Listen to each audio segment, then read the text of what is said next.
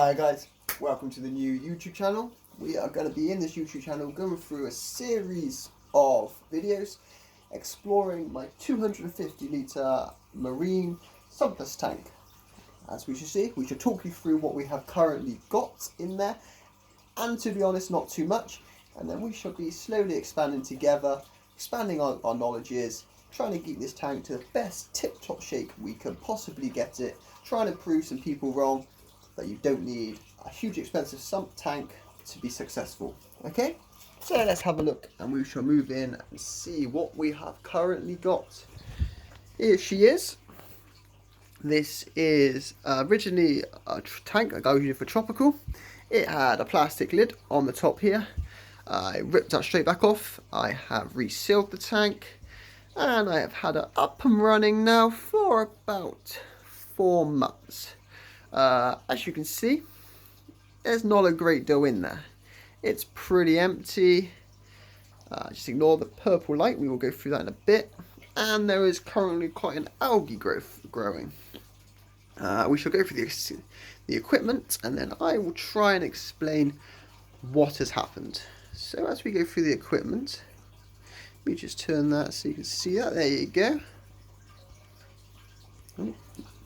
We have got here a Fluval Smart 2.0 lights across the top, giving my corals what they need to help them stay alive.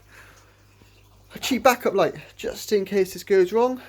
Based on this, it stays off and acts as a cover. I have also got a netted cover, but at the moment, with the just 2 green chromies, which will come out and say hello for us, we don't really need them, as they guys do not tend to jump. They have just been fed, so they are probably asking for more food, which is definitely not going to happen.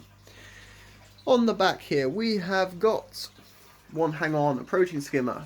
I have got this turned up quite high to create quite a wet skim, as I like to pull most of the crap out of the water. And on this side, we've got the thermometer, digital controlled, so we can make sure that that's fine. And I am running a canister filter on there at the moment. Comes in the top here, gets let out the top here, which creates flow across the top of the water, keeping the air exchange going. The canister filter is a Tetra, and I'm going to be honest, it is pretty tip-top. There is never had any issues with it. As you can see, the lines are getting a little bit cloudy, so I might jet them out soon. But as far as it is, mechanical filtration in there, some C-Chem matrix in there, no issues with that whatsoever. Always been reliable, never any leaking. We've got 3 power heads.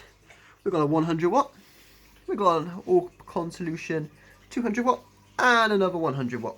2 100 watts are magnetic, they are, and they do quite a fantastic job. All they do get blocked up quite fast, and I do have to clean them.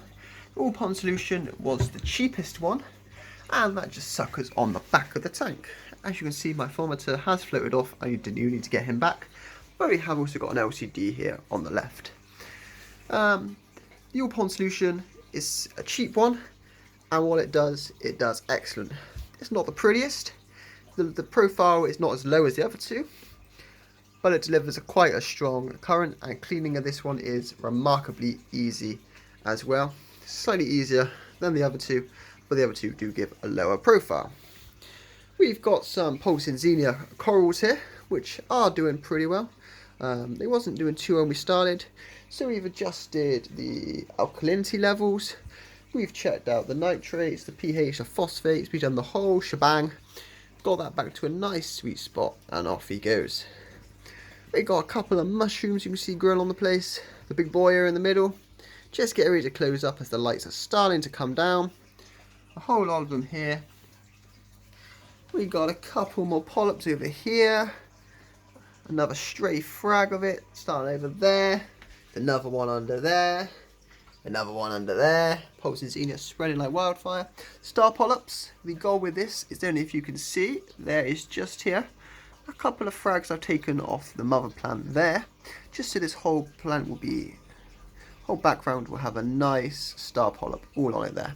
Hopefully just try and keep it to that one spot, not have an infestation as some people have had. So the reason why this tank looks so bare is because we had a huge nitrate spike. The tank was running fine. I had lionfish, we had so many in there. We had a wrasse, we had gobies. It was a beautiful looking tank, going really well, really happy. Started a new job, got a little bit sidetracked in that, and the nitrates creeped up a little bit too soon. Once they creeped up, they were at a dangerous level very quick. The fish were suffering. I tried immediate water changes. I said I entered the matrix in. I started carbon dosing with vodka. Unfortunately, I could not get down in time and we lost a huge amount of stock. So it wasn't a great story. So that's why we're restarting the tank. We're going to call this version 1 because we're going to say the other one was a training tank. But we will make sure this time that we are 100% sure on what we're doing. And as I have a tropical background, I didn't have much experience in marine, and what I was learning, I was self-taught. We now know to keep eyes on everything at once. I've now got notepads to write down levels every day to make sure that at the end of the day, the fish are getting the life that they deserve, not the short life that they are no way meant for. And also to help that, I've currently got a DIY refugium back here. This refugium is a breeder box, bio balls, live rock, 2 grow lamps which I've recently just started, and I've got 2 small bits of Cheeto algae in there. They are currently growing and looking not too bad. I haven't seen huge growth yet, but this setup's only been on here for 2 days, so I'm not expecting miracles of that. Give it a week, see how the Cheeto algae is growing. If it's growing nicely, happy days. If not, let's have a look at why it's not growing. What nutrients are we missing? What flow have we not got? Are the lights too close? They're not far enough away? Are they overheating it up? Sort of things we're going to start looking at. We've also got some red algae starting to grow on the bottom, but my cleanup crew are keeping that at bay. We've got hermits, we've got snails. As I said, we haven't got any shrimp because my lionfish, which I had in the tank originally, would have ate them all.